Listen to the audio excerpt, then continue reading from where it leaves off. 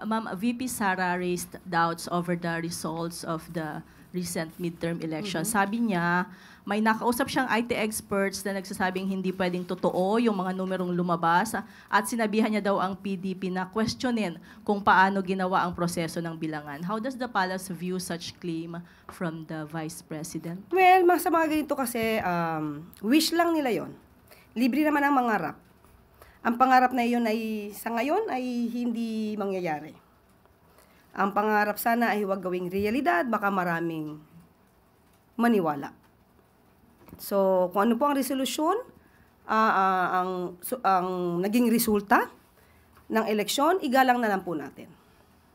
Hindi po ba nababahala yung palasyo na baka yung ganitong mga pahayag mag-create ng kalituhan or gulo? Kasi syempre katatapos ng eleksyon, baka may iba na hindi pa matanggap yung kanilang pagkatalo, i-capitalize yung ganitong statement. Kaya nga po, yan naman ang nakikita nating gusto nilang gawing naratibo.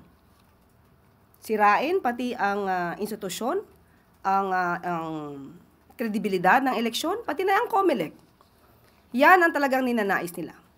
Hindi naman sila siguro nagsasabi ng mga anumang positibo pagdating sa gobyerno o ginagawa ng pamahalaan. Sabi nga natin, mas maganda sana magtrabaho kaysa magbakasyon.